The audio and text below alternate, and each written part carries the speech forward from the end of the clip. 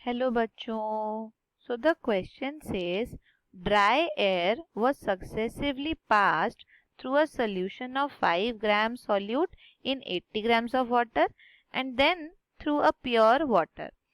The loss in weight of solution was 2.5 grams and that of pure water was 0.04 grams. What is the molecular weight of the solute? तो इस question को करने से पहले हम समझ लेते हैं इसके की कंसेप्ट को, जो है आपका relative lowering of vapour pressure. Relative lowering of vapour pressure. तो क्या होता है जब हम लोग कोई भी एक प्योर सॉल्वेंट में, सपोज ये आपका एक बीकर है और इसमें आपने सिर्फ प्योर सॉल्वेंट लिया है, तो प्योर सॉल्वेंट का जो वेपर प्रेशर होगा या वेपर्स बनेंगे वो कंप्लीटली आपके प्योर सॉल्वेंट की वजह से होंगे. पर अगर आप इसमें कोई और सल्यूट पार्टिकल्स डालते हैं जो कि इसके सरफेस को कवर करेंगे, तो अब आपका जो वेपर प्रेशर हो जाएगा वो डिक्रीज हो जाएगा जो पहले था, क्योंकि अब सॉल्यूट के पार्टिकल्स इन वेपर्स को इतने इजीली एस्केप करना नहीं देंगे. तो प्योर सॉल्वेंट का जो प्रेशर होता है वो डिक्रीज कर जाता है. तो ये डिक्रीज को ही हम बोलते हैं कि रिलेटिवली वो कितना लोअर होता है वो हमें देखना है.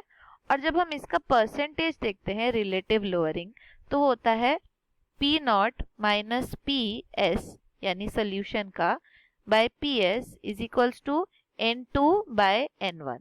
अब यहाँ पे पी नॉट क्या होता है, आपका होता है प्योर सॉल्वेंट का वेपर प्रेशर. ओके.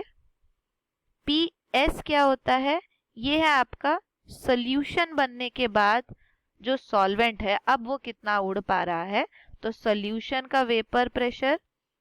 और N2 क्या है, ये है number of moles of solute. 2 हमेशा बाय कन्वेंशन सॉल्यूट के लिए लिखा जाता है इसलिए 2 लिखा है. और N1 क्या है, number of moles of solvent के मोल्स. ऑलराइट, तो इसी फॉर्मूले को यूज करके हमें सॉल्व करना है ये क्वेश्चन. ऑलराइट, तो अब देखते हैं हमें इंफॉर्मेशन जो दी है उसमें क्या क्या दिया गया है. हमें N2 की वैल्यू और N1 की वैल्यू कैलकुलेट करने के लिए सफिशिएंट डेटा दिया गया है, क्योंकि हमें दिया गया है वेट लॉस कितना हो रहा है जब आपका सोल्यूशन से पास कर रहा है ड्रायर, और वेट लॉस कितना हो रहा है जब प्योर वाटर से पास कर रहा है. और यही वेट लॉस हमें देंगे हमारे मोल्स. तो देखते हैं कैसे होगा. जो आपका P nought minus P S है ये प्रोपोर्शनल है लॉस ऑफ वेट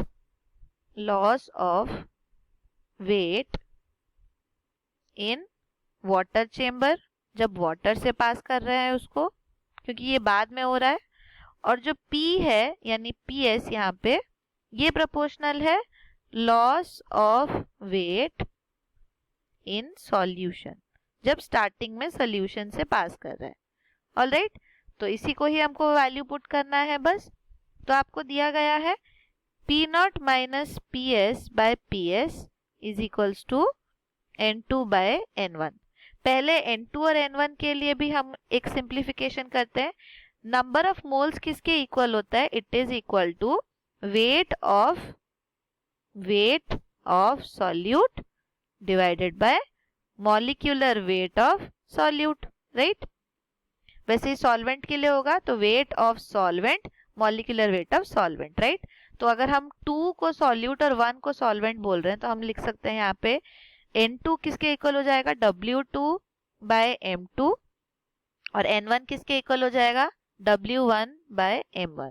तो इसका रिवर्स ले लिया मैंने यहाँ पर और वैसे सॉल्व कर दिया. अब यहाँ पे हम वैल्यूज पुट करते हैं.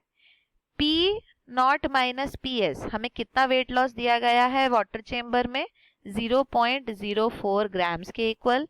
और पी एस किसका है हमारा, सॉल्यूशन में, तो सॉल्यूशन में कितना वेट लॉस दिया गया है, 2.50 के equal. This is equals to W2 की वैल्यू हमें दी गई है, ये 5 ग्राम्स है, और इसका मॉलिक्यूलर वेट हमको फाइंड आउट करना है इसलिए M2 रखते हैं.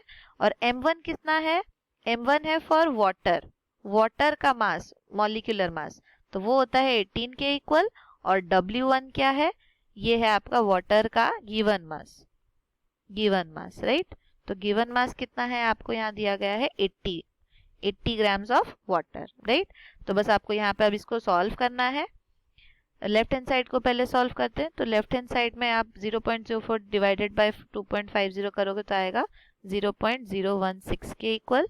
ये हो जाएगा अब इस साइड पे आपका 1.125 के इक्वल।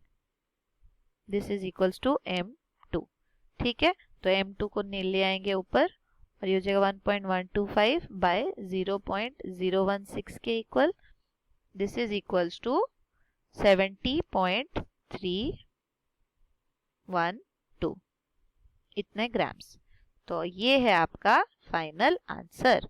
तो आपको पूछा गया था क्वेश्चन में what is the molecular weight of the solute, molecular weight of solute. तो m2 है आपका मॉलिक्यूलर वेट ऑफ सॉल्यूट। तो यही है आपका answer 70.312 grams. So hope you understood it well. Thank you.